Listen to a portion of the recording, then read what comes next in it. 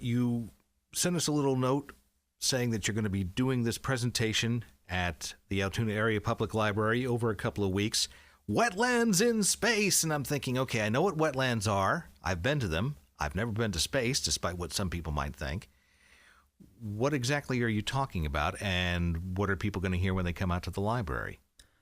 Well, first, Doug, thanks for having me on. Appreciate your time and a chance to plug the public library there. Shout out to Jen Nisley, director there. So wetlands are responsible for the largest amount of remediation in the world. A lot of the reasons that we've got as much pollution making it to the oceans, say, as we do is because we've wiped out a lot of our own wetlands. Now, what we do is we build wetlands in a box for coal mining companies. And when you say we, you're something called Eco Islands LLC, based in Altoona. Yep. Yeah, based right here in Altoona. We're going on several branding names. If we're working for mining companies, it's biomining products. If we're working with agriculture, it's Permacycler. And if we're working with space exploration, it's BioSettler. So going back a little to the wetlands, then wetlands do what's called natural attenuation. And they are capable of removing pollutants. You could have a big flow with a whole bunch of different kinds of pollutants, say acid mine drainage, pharmaceutical and hospital wastes. There's all sorts of pollutions. And wetland then will sort that material out and remediate it to forms that aren't toxic, basically. When I say remediation, that's things becoming non-toxic through biological processes. Well, wetlands may be designed to do that. However, we've found, I'm sure, more than a few ways to, I guess for lack of a better term, mess it up with what human beings can come up with. I mean, there's a little bit of a difference between your backyard and a few lawn chemicals that you put down over the years to make it greener and a major mining operation. You've been talking to Tom Ford. Quite so.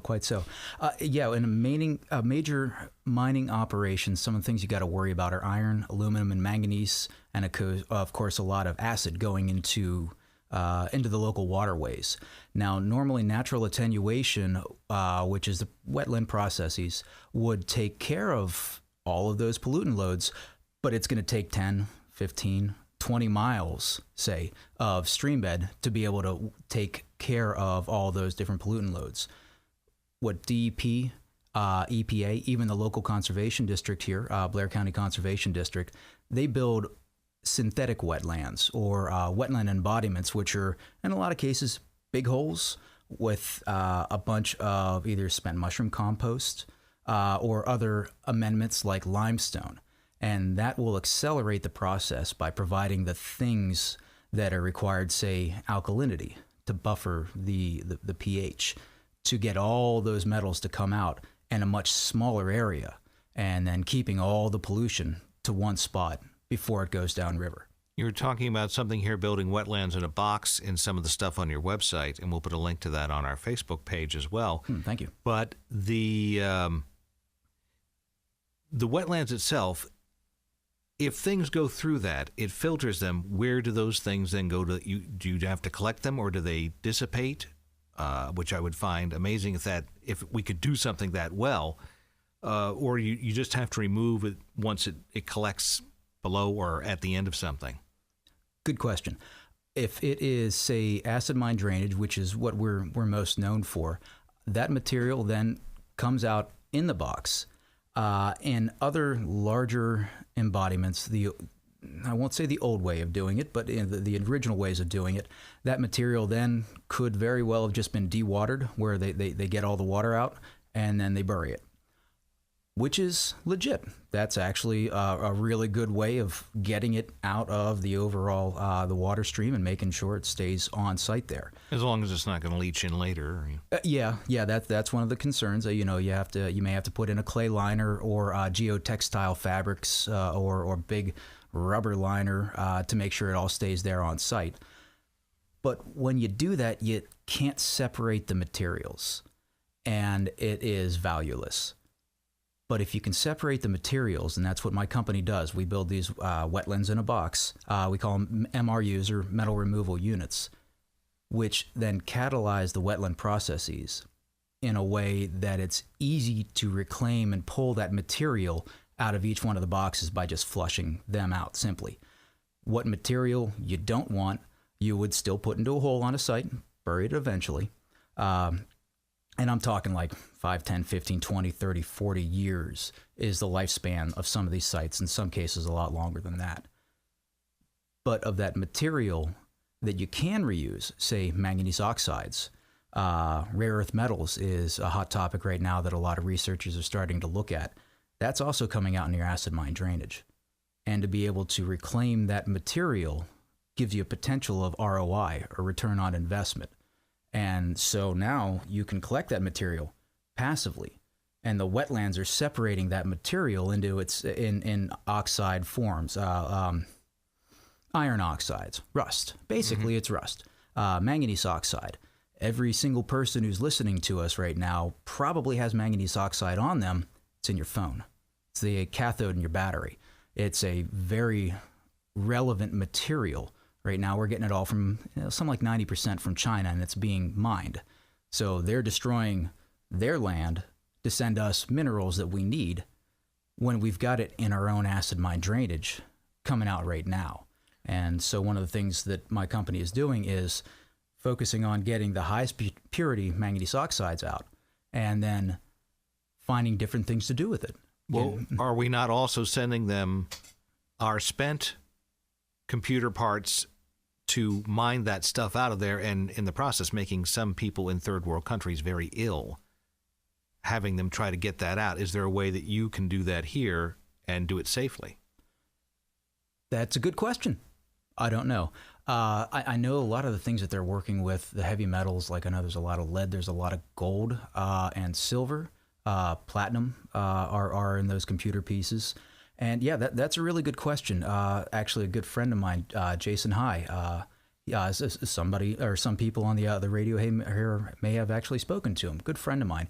He used to have a group that he worked for that was doing reprocessing. Mm-hmm. I don't know what the economics of it are. It's a shame to think that that good materials leaving our boundaries to go elsewhere and doing even more harm where it goes. Yeah. But as far as what you do, that is not your purview just yet. You're trying to get this stuff from, say, a toxic site or something that we may have existing? Yes. Say Superfund sites, situations where you've got other heavy metals, cadmium, and others, nickel, zinc, I go down the list. There are a lot of places. Now, fortunately in Pennsylvania, whether for good or for bad, our AMD, our acid mine drainage, isn't that bad. You go to other places, and Kentucky, you're going to get more of those. Well, West Virginia. Yeah. Oh, geez, West Virginia. Selenium's one of the big issues that they've got there. And that's why I say that our AMD isn't that bad, because selenium is toxic. It'll kill you pretty rapidly. Well, some of the people, and they know more than I, or at least were around when the mines were active in this area, far more active than they are now, although they're starting to gear back up, is my understanding, in Pennsylvania. The attitude was, this will never come back because of the mine drainage and what has happened. Are you saying with what you guys do, you might be able to make those more economically viable to have mining operations and mining jobs in Pennsylvania? Yes. Yeah, I'm saying is that mine the AMD directly.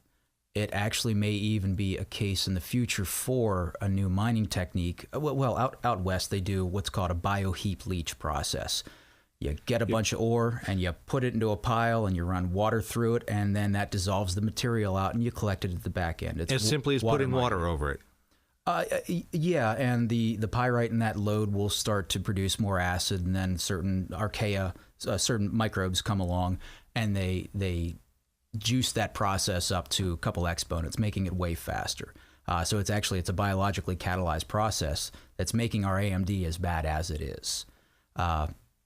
Although if you use a system like ours, we're actually one of the first ones to use low pH iron oxidation, making that rust come out in a format that will work at higher acidities, or a lower pH. And that's where we may get the rare earths. So going back to it, there may be a strong case for actively finding lodes that are already in place, mining in that way. And you may not be going for one black mineral, coal. You may be going for another black mineral, manganese oxide. You may be going for rare earths. Depends on where you are. I'm in talks with a group out in Nevada where we're getting all of our gold basically in America. And they've got they've got gold and silver. What else do they have in there? I think they've got some manganese as well. Now, we're not really sure what we can do with gold yet, but my father, who's a professor over here at the Altoona campus, is Dr. Colin Lennox, unfortunately passed away here last September. But he even pointed out to me that there are certain microbes that will reduce gold. When I say reduce, turn into basically an oxide or a sulfide form. Pure, 24 carats. You're not talking magic alchemy here. You're talking science. Yeah, direct science. You can go ahead and look it up. It is, boy, I can't remember the reducing something or other, and I believe it may be an archaea. I'd have to double check on that one because here, manganese oxide, iron, aluminum. You're not manufacturing it out of thin air. You're distilling it from what it's in. It's dissolved in the load. Okay. Yeah. So it's already dissolved in the water. So people are clear on that. Yeah. Thank you. And the microbes act upon that and basically precipitate that material in a way that you can capture within a wetland process. Get rid of what you don't need and keep what you wanted, which in this case is the gold or the manganese or something like that. Mm-hmm. Yeah. How large are these apparatuses? Because I'm looking at the boxes from the website and the stuff that you gave me here. I can't really tell the scale on these things, but there was something on the website about disaster response and displaced population stabilizing. Mm-hmm. So, in other words, you could take some of this technology to some place that's been hard hit by a flood, whether it's Puerto Rico, where they've had a storm come through, New Orleans, anything like that, where people need potable water. Is this something that can get it, and how fast can they do it? Yes, it is designed for disaster response. Now, what you would do, going back to the size, these things are about 5 foot by 5 foot by 10 is one of our largest boxes. That's 1,800 gallons. We've been popularly moving the 750-gallon tanks 4 by 4 by 8. So, size of basically size of a septic tank, maybe a little bit smaller. And going to potable water, say you've got, you have to pull water right out of the river and you've just had a flood and you got a whole bunch of nasty stuff in there. I mean, really, you're going to have everything. You'll have, clays, dirt, oils, a whole bunch of other material that's in that coming off of the roads. Raw sewage, possibly. Yeah, probably. Yeah, if there's any kind of an overflow, absolutely. And what you're doing is you set the boxes up. Now, it isn't going to be immediate, but what ends up happening is that natural process of attenuation then will self-select for the biofilm. And that's the microbes that grow in that box. And they're determined by what's coming through them. So what goes in will basically set up what the different microbes are going to be. And then as that water goes through the box, it gets cleaner. And the microbe population changes. And it adapts to that changing water quality. And one of the worst things that you got to worry about is your suspended solids. Because if you can pull your suspended solids, that's where most of the bacteria and other things that are going to get you sick are. So if you could get the water good and clean all the way to the point where there are less than a milligram of suspended solids, which that's pretty low, that's pretty good. And then you run it through some basic microfiltration, hit it with a UV filter, I'd drink that water. That wouldn't be an issue. I'd still test it. Mm-hmm. Don't be silly about this. Wouldn't be bottling it and selling it for mass consumption and saying, "Hey, sparkling and pure," but it's not in an spring emergency water situation. This is going to help people who otherwise are going to go without. Yeah, absolutely. How long has this company of yours been in operation, and why in Altoona? 2010, and I grew up here. Yep, went to Juniata Gap, and then over to Keith. And then I was over at the high school, and then I also went to college here as well. So I'm a townie, but I'm pretty well traveled. Went to Penn State Altoona or University Park? Penn State Altoona. One class up at main campus. And how large of an operation do you have here? We got about 10 members operating and working with us right now. Employees are kind of expensive, and so is research. And if I find somebody that is worth their salt, we bring them in as members.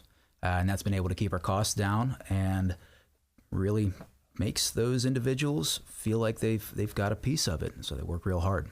Well, this sounds pretty high tech for an area like this. We always get slammed with, well, it's not University Park, it's not State College, where something like you're describing usually goes. You have the connection to the area. Is it, in your experience, still an area that you can operate something like this and do it efficiently? Depends on the market. I have exactly one client here in Altoona, Mrs. Ann Thompson of Thompson's Pharmacy, actually. Hi, Ann. Thank you. Yeah, she's been our client for a long time. When we started off, and we were selling floating islands, which are floating hydroponic growth mats, and it just looks like a gigantic green scratch pad that you use for your dishes that provides surface area, and plants grow out of the top.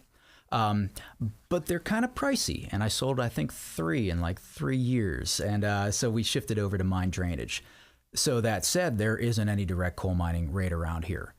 Anymore, at least. Now, there's some really bad AMD seeps just right over the hill. There's Katanning Run, which is funneled around the side of the reservoirs there above Glen White Run. That's in a really bad shape. There is also there's a couple on the other side of the mountain, but most of my clients are out west. Blairsville actually is where a couple of them are. And then there's Arch Coal down in West Virginia and moving out in that direction. But we don't really have a whole lot of coal right in this valley or going east of us. So there's been thoughts about going down to Morgantown. So when you talk about this, and we should mention again, this is going to be May 3rd, 17th, 31st, and June 14th at the Altoona Area Public Library if people want to go 7 on those Thursday evenings. You were talking about Wetlands in Space, and you're going to be sending this stuff out with NASA, or what? Or you have? Boy, we hope to. Actually, quick correction then. We had to make a quick change. It's on May 3rd and the 17th, and then June 18th and 25th. 18th and 25th, not yes, the 31st. Sir. 6 p.m. And it's a free show. Or not free show. That's if you really like it, it's a free show. Bring a pint of water along with you and get in. Yeah, sure. We'll have Jim Price there, and we'll be having a good time. But yeah, so Wetlands in Space. So if you have a self-selecting wetland and you got it in a box, it's basically a bioreactor. Think like a methane digester. Sure, I got 5 of those in my backyard. Yeah, doesn't everybody? Oh, sure. There's a couple in operation over in Martinsburg, I think, still. And but you basically have the opportunity to catalyze lots of different wetland environments by making small changes to pH and whether you have air in the box or whether you don't. The difference between a methane digester and a box that's knocking out precipitate at a mine drainage site is the lid. That's all the more high tech it really is. So that's basic. It's redundant. It's backed up by 3.8 billion years worth of adaptation of microbes growing, living on the planet, changing the surface of the planet. The Great Oxygenation 800 million years ago is a key example of that. We won't go into that one right now. But microbes and a wetland breathe and eat just like you and I do. And I bring that up because that is the opposite of what plants do, where plants are sucking up carbon dioxide to build plant tissue and pumping out oxygen. So the idea being, and this is our permacycler market, this is either indoor grows, medical marijuana. Actually, a lot of this technology was developed out in Portland over the last couple years where I can go out, you're allowed to legally do that. It's okay. Amazing what incentives get people to do. I'm trying to come up with something that I can use this for selling pot. Oh, okay, hey, we've got something. Yeah, and necessity. The fact that it would actually help people in struggling areas have potable water, so much the better. But yeah, necessity. What if you have a commercial market that allows you to drive forward the R&D? Go for it. That's the way we kind of looked at it. But going into space, say, you've got a closed environment, and you've got to modulate your water. You got to see what direction and what the content of your oxygen, your carbon dioxide is. And then you've also got your nutrients, and you got people who are using water, releasing nutrients. breathing out carbon dioxide. And it occurred to me is like, okay, well, wait a minute. A wetland does that same thing. They're acting just like us. So there's a balance then between a wetland's mass and the amount of material in it that has to be broken down that produces carbon dioxide, but requires oxygen. And then you got a grow room. Whatever you want to grow in it doesn't really matter. You know, if it's a high value material, okay, then you just paid for the system. But it's producing oxygen. And it's also producing plant mass. Well, you don't use all that plant mass. That leftover plant mass goes into the wetland and is broken back down again, turns into back into carbon dioxide by using the air that the plants are generating, breathing, that they're exhaling. And you create this synthesis between the two where they balance each other out. And that if you can increase the carbon dioxide in a grow room, you're able to double or triple the yield. Most grow rooms nowadays, they'll either use natural gas or they'll pump carbon dioxide in from a tank, measured on a regulator, or they'll use these big compost bags. Well, they're all inefficient, or they dump a lot of excess heat, or it's fossil fuels, or it's expensive because you got to get that carbon dioxide for somewhere else. But you already got carbon dioxide. It's in the form of the plants. You just got to break them down. And you get this exchange back and forth that increases your overall yield and closes the circle up, just like a natural environment would. What is your systems, or what do your systems do that they're not already doing, say, on the space station? And how close would you be to having anything where it actually does go into space? Most of the systems on the space shuttle are abiotic in nature. They're mechanical or chemical. Which means they're not at 100% efficiency. At best, I think their best water reclamation right now is around 95%, which means they're basically ejecting all the rest of it, but then you got to get new water. Water's really expensive. The only places it's coming from is down here, which means you got to send it up. Whether Blue Origin or SpaceX is able to bring those costs down significantly, well, they already are, actually, but it's still really expensive. So that the same thing goes with your carbon dioxide scrubbers. Now they produce oxygen through electrolysis. That's simple, you know, just two electrodes. One's a cathode, one's the anode. One side pumps out hydrogen, the other side pumps out oxygen. Okay, that's a piece of cake. But I'll take your word for it. Yeah. It's you do it with a battery and a zinc electrode and a carbon electrode. And but it's pretty basic, but you're still having to use up your water, which now you can't drink and is no longer useful for propellant, because those two same things, that oxygen and that hydrogen, that's propellant. You know, if you needed to reaffix your orbit because your orbit's decaying and you're getting a little too close to the planet and you're starting to do the drag like what was it, the Chinese space station that just came down a couple weeks ago over the South Pacific. Same thing. So anything that you can do to increase the efficiency in how much water you get back, good. Right now they're starting to have experiments with growing plants up there. This would be a way to aid that process, because if you don't have to send food up, especially if the food is grown there where it's healthier, whether it be microgreens, whatever, has more nutrition. So that is both couple strong benefits for having a system that is able to balance and, if anything, make redundant the systems that they already have there in place. So have you talked to anybody with NASA about someday doing a deal or trying to get them interested in your products? Well, part of the reasons that we're doing the Wetlands in Space program, part of the reason I'm talking to you here now is for that outreach. We'll be doing a Kickstarter here in June, starts June 1st. And our goals then are to be able to set up our own manufacturing.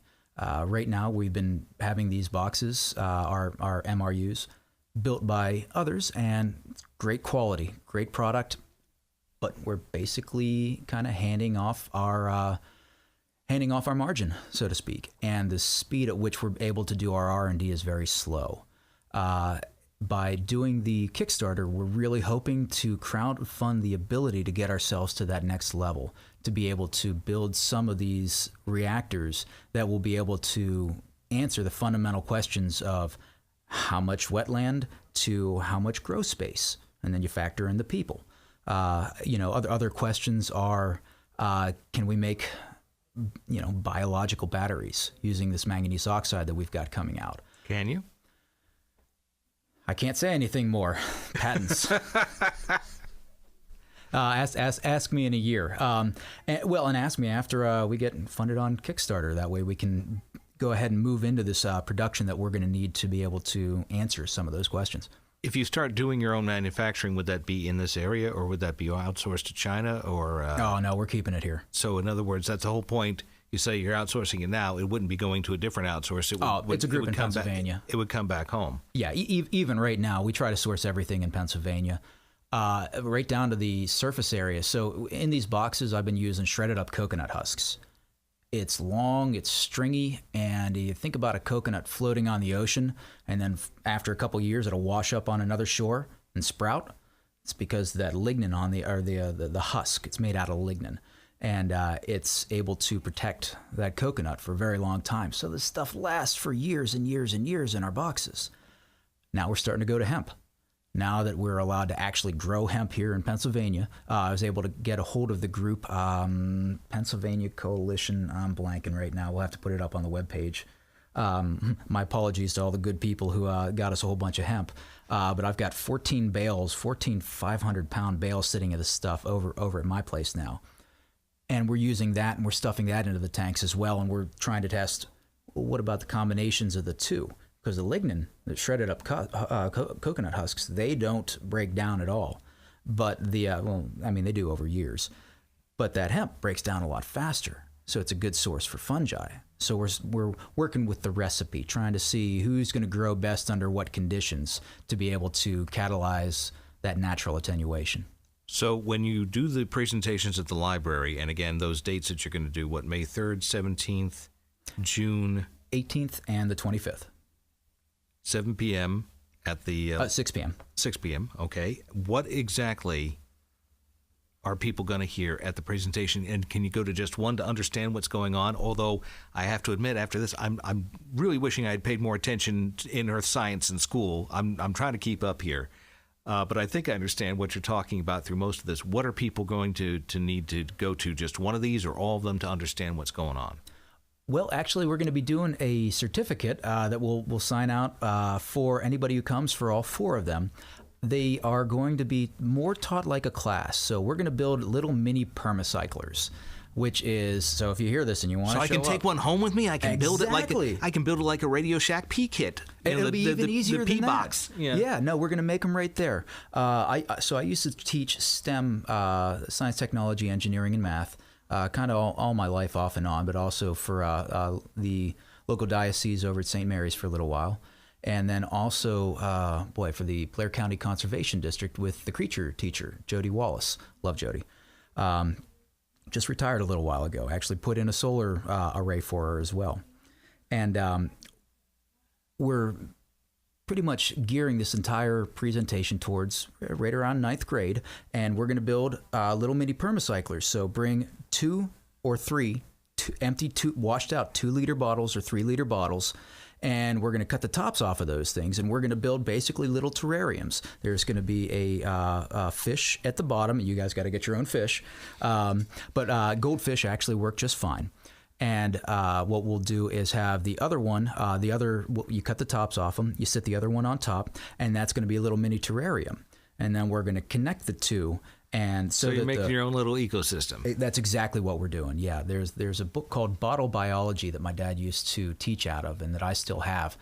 You can find it on Amazon for $400 now. Apparently, they don't make them anymore. But I'll have packets for everybody who shows up, and we'll go through that process. And it offers lots of teachable moments, because for all the high end stuff that I could talk about and Lord knows I love to talk about that stuff. The takeaways I'm hoping to... Thank you for snickering there. Yeah. You noticed, right? Yeah. But the takeaways will be, what is a wetland? What are you going to need in space to survive? We're going to talk a little bit about oxygen, carbon dioxide cycling, a little bit about water cycling, just a little bit about mining. And that'll be throughout the 4 programs. And then we'll build one of these. So the first 2 programs, it'll be an intro. And then the second one, we're going to make sure that everybody has one. And we talk a little bit more about it. And then we're going to send you all home. And since there's a full month break, I'm hoping people will then bring us pictures of like, how are the plants going? Please tell me your fish are still alive. Those kind of those kind of experiences. Because what did you learn from that?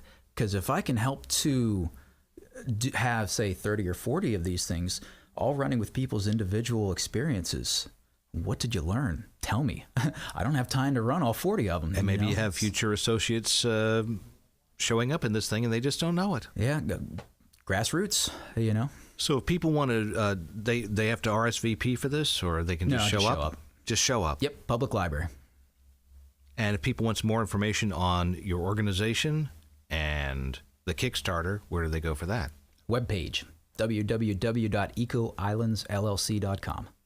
And my phone number's on there, email's on there. Please get a hold of me. Facebook page? Yep. Facebook, Twitter, Instagram, YouTube, LinkedIn. SlideShare. It's for PowerPoint presentations. Ah. Yeah.